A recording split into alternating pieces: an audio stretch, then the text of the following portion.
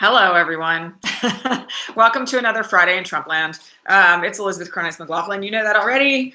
It is the 25th of October, 2019. I'm having this crazy moment this morning where I'm realizing that we are like only a couple of months now away from heading into the fourth year of this broadcast. Those of you who have been here for a while know that this whole thing started with me just talking to my friends on Facebook. So the fact that we're coming to the close of the third year that I've been doing this is a little bit insane. Anyway, welcome. We have a fair amount to talk about at the end of this week, although it is a bit of a slower news day today, in part because of the services concerning Elijah Cummings, which have limited the work of the Congress, rightfully so. Hillary has already spoken at the service this morning. I watched her speech, and Barack Obama is due up, I think, any minute. But in any event, I am grateful for a slight pause in the action, albeit not a very extended one, because this week has been like hell. I mean, can we just say that? Like, this week has been hell. And I don't think anybody's going to disagree with me on that. And you add to that the fact that we have massive wildfires right here now in Southern California. I have all my windows and doors shut and air filters on and everything else. It's crazy. All right. Anyway, welcome to Friday. All right. So the big bit of breaking news last night that we need to talk about right now at the top of the broadcast, and that almost everybody asked about on the question feed this morning, was the news that hit late last night that Bill Barr has apparently now opened a criminal investigation into the origins of the Russia investigation coming out of the 2016 election.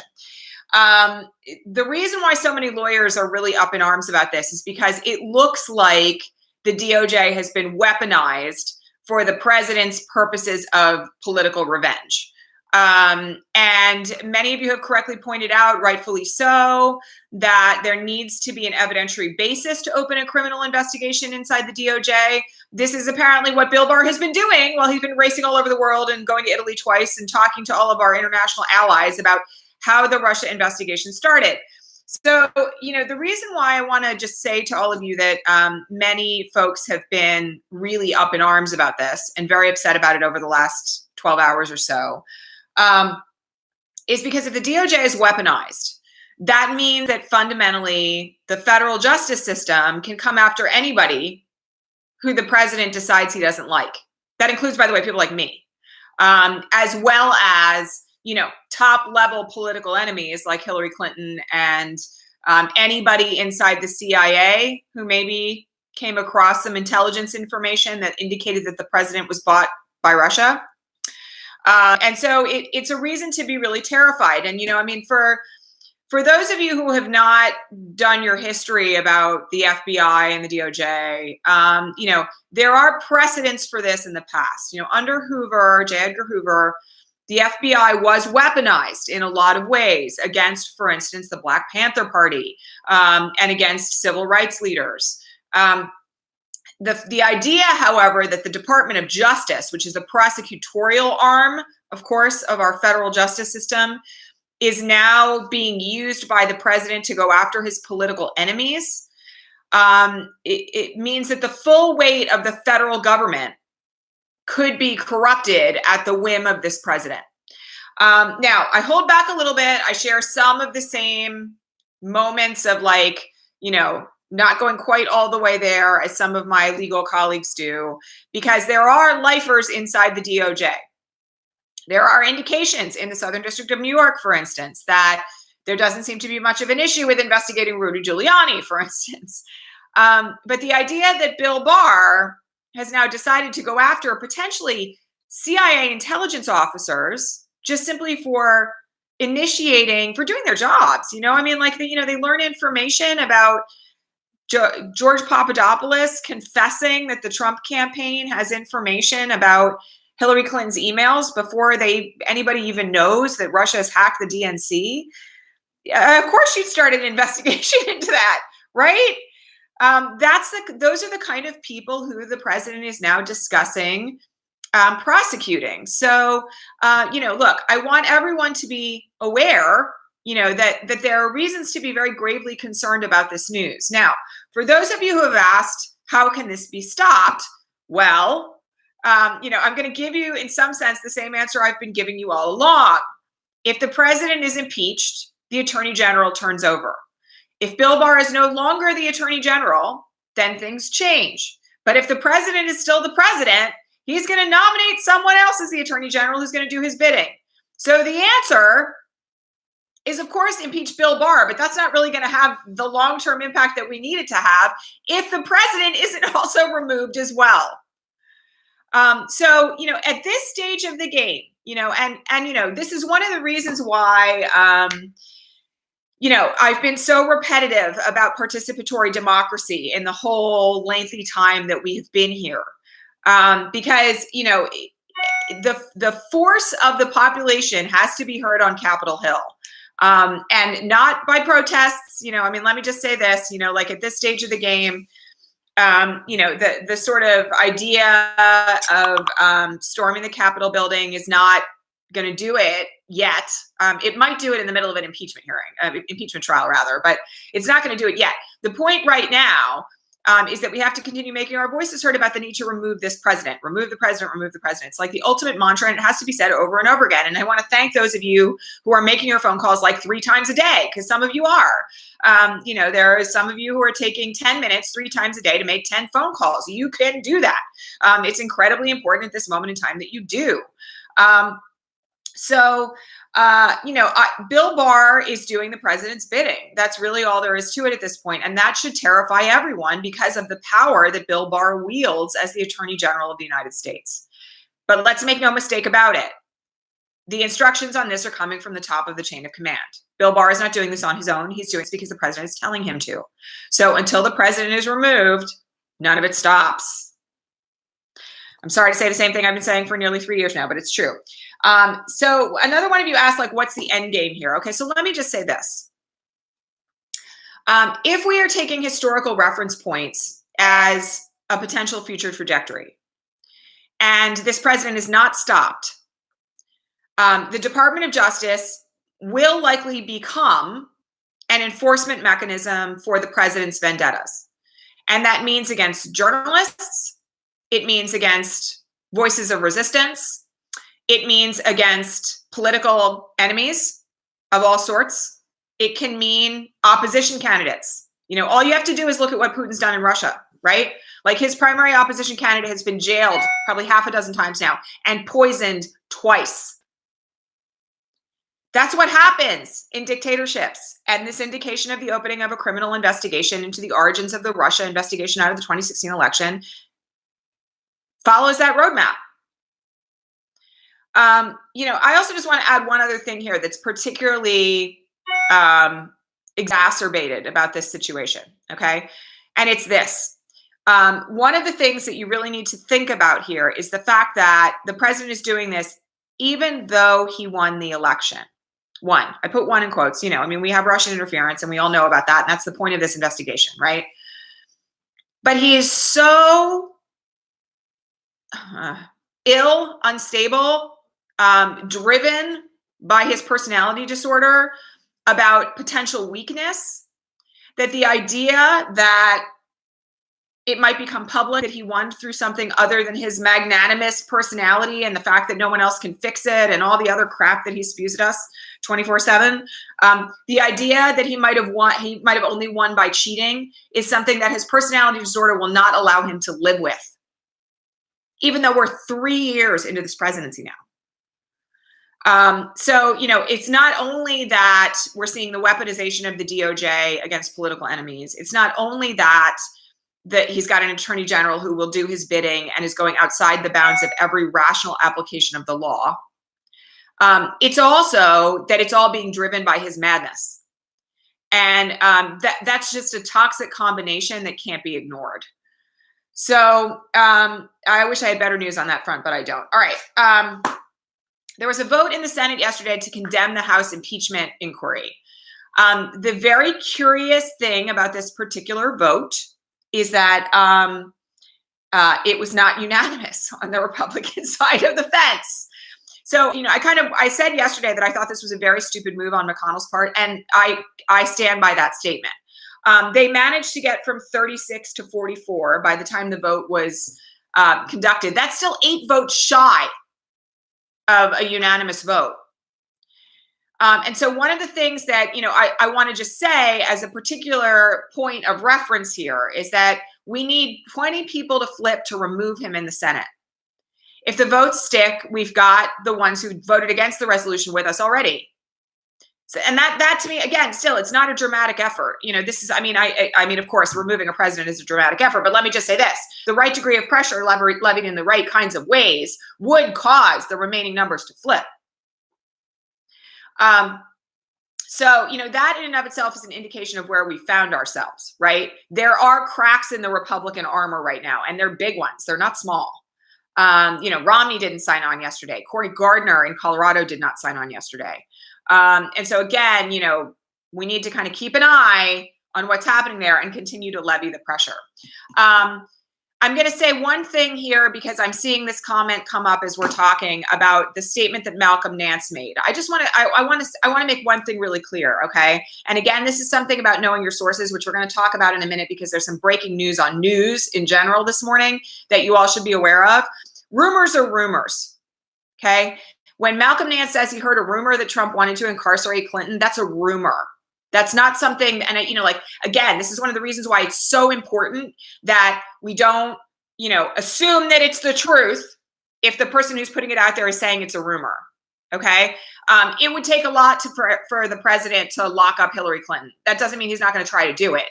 But it does mean that we have, and again, this is part of the thing of managing your own responses to stuff, right? Like, there are reasons this morning to be very concerned and very nervous about the state of what is happening inside the DOJ. There's not a reason to completely panic yet. And, I will say that while I have, fear, like significant fear about the weaponization of the DOJ in general for the sake of our democracy, I don't think the president is going to go slap handcuffs on Hillary Clinton tomorrow. So everybody should just, take a breath down, just take a breath down. And, the other thing that I'm going to say here, and, again, I've said this many, many times, many times, we have to walk a fine line, right? Like, reality is bad. Where we are right now from the standpoint of what is happening in democracy in America is no joke. Like, it's no joke.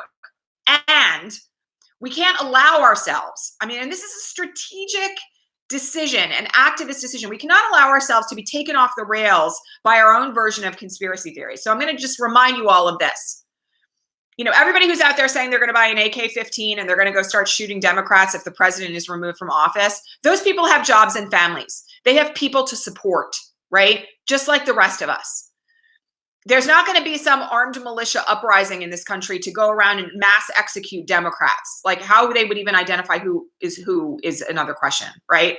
But let me just say this. Like, we have to stay grounded in reality. Reality is tough enough. If we can stay grounded in reality and not allow ourselves to go spinning off into panicked, anxiety-ridden conspiracy theories, we can make rational choices about how to respond.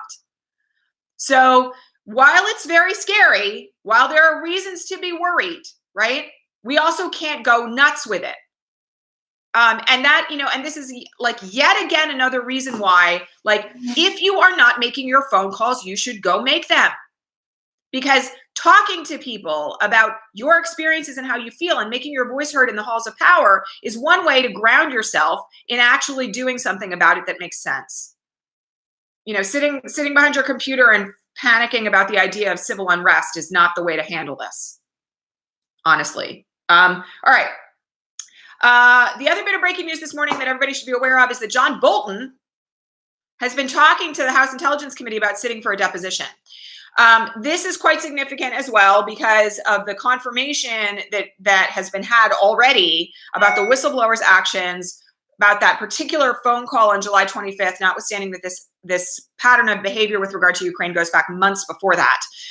The fact that John Bolton, as the former national security advisor, is apparently going to sit down and give a deposition is significant. And we all need, at this stage of the game, to have more people be, and I'm no fan of John Bolton. I feel like I have to say that every time his name comes up on this broadcast. I can't stand the guy. He's a warmonger. All he wants to do is bomb Iran. But all this said, we need more people who are former and current officials in the Trump administration to come forward and tell the truth. And one of the things that I think has been very noticeable about this week is that notwithstanding the fact that the State Department and others have tried very hard to get frontline witnesses to the president's illegality to not testify, they have, generally speaking, not been successful. So the possibility of John Bolton's testimony in front of House Intelligence is significant and real, and I personally see it as a positive development. All right, one of you asked a question about Matt Gaetz and the frat boy uprising and whether or not there's going to be any consequences for these folks. Please remember that ended on Wednesday in the middle of the afternoon, and we have been in services for Elijah Cummings since yesterday morning. There hasn't been an opportunity for the House to act on this yet. My suspicion is that there will be action in the House on this particular set of behaviors. But at the moment, the most promising thing that I am seeing is that there is obvious commentary in the media and elsewhere to the effect that this was all for show. And it looks as silly as it was. So, I again have to just remind everyone, notwithstanding the fact that I have not been happy with the pacing of all of this, that things don't happen the instant that you want them to happen in government or in law. That's just a fact. Things take some time. And so, we have to expect, given particularly that Nancy Pelosi buried her brother on Wednesday when Matt Gaetz was storming the SCIF, spoke yesterday morning at Elijah Cummings lying in state in the Capitol building, and spoke this morning at his funeral, that maybe a little bit of pause is allowed in the timetable of when we're going to sanction Matt Gaetz. Just for the sake of saying it, okay? All right, the other thing that we absolutely have to talk about this morning is this issue of the new Facebook News tab, all right? So you all know that Mark Zuckerberg was on the Hill Wednesday, cross-examined by AOC and many others, including Katie Porter. Lots of really scathing tape came out of that, including the fact that they've hired white supremacists to monitor their online content. So this morning, Facebook launched its own Facebook News tab. I'm just going to say this flat out. If you are getting your news from Facebook News, you need to stop. Just stop. Breitbart is one of the sources for the Facebook News tab. Breitbart of conspiracy theories, fake news, literally fake news, white supremacist fake news, drummed up conspiracy theories, Breitbart. So, and again, I want to say one other thing here, because I've had a lot of conversations this week just about who's using Facebook where and when. One of the reasons why it is so important that you are aware of this and discussing it with your friends and neighbors, including on Facebook itself, is because the demographics of Facebook right now are in large part, women who are 40 and up. And, one of the things that is particularly scary about this, from the perspective of the demographics of voting, is that if older women are not aware that Facebook news is not real news, and that getting your news from Facebook means there's going to be a skew, and that they are not vetting political ads for the truth, they are allowing completely fabricated allegations to be launched into the stratosphere on Facebook political ads. If older women don't know this, that's going to really have an impact on the 2020 election. And so one of the things that I just want to say here, from the sake of the demographics of this broadcast, which has always been 80% women, is that you really do have an obligation right now, as a part of what you're doing, to tell everybody that you know on Facebook that Facebook is not the place to get your news. And that if they see an ad on Facebook, they should be particularly suspicious about the statements that are made in there on those ads and not taking them as true. And I'm not knocking. Let me just make this very clear. I'm not knocking anybody who follows here who is a wonderful older wise woman who votes in every election. Okay, I am more concerned about our friends and neighbors who are not savvy enough, perhaps not aware enough, perhaps not tapped into the right sources enough to be aware that what they are seeing on Facebook is not necessarily true, let alone that the manipulation tactics that were applied to Facebook in the 2016 election are on rocket fuel heading into 2020. That there are plenty of profiles out there that before, if you were looking, you would recognize as fake, that now look very much like real people. I'll just also add, there's been plenty uncovered in the last 6 months or so about, Black Power movement pages being owned and manipulated by the Russians, about feminist pages being owned and manipulated by the Russians. It is incredibly important, just incredibly important, that you let everyone know about this. And listen, I want to say this because I'm seeing a lot of you go by here and say, like, I vote in every election, or I would never trust Facebook news. You're not the people I'm worried about. I am asking you to tell your friends and neighbors on Facebook to not trust what they see there. If you want to share your photos and you don't have a problem with Facebook owning and selling your data, and you want to be on Facebook because you feel like it's the only way that you can talk to your family. By the way, we still have cell phones and text messaging. I'll just remind you all of that. I haven't had pics of my kids on Facebook in 3 years. Their grandparents still know what they look like. But seriously, like, part of your obligation, if you are an awake person right now, is to tell people not to trust what's on Facebook, because we are a year out from this election, and it's going to be really, really, really ugly on Facebook based on the testimony that we heard on the Hill this week. They're doing nothing to stop white nationalists from advertising there, nothing to stop sources that are putting out information that's false, nothing to stop the people who are on there who are actively advocating for the eradication of civil rights, nothing to stop politicians from lying in their political ads. So, everybody's like attached to this, right? Like, I know that the line about this, and you all know I'm on Facebook once a week right now on the business page, and that's it. Everybody who is saying, like, oh, I can't live without Facebook. Oh, I would never know anybody's birthday. Oh, like, how would I stay in touch with my old friends from high school? You would find another way. We all did it before, like, unless you're like stalking your ex-boyfriend, there's kind of like, and that's really not legit. There's no real legitimate reason to be on Facebook right now. There really isn't. Like, they're selling off our data to the highest bidder. They've got roadmaps now of every single person who's on there, like our personality, what we like, what we hate, what we focus on for longer than 10 seconds with our eyeballs.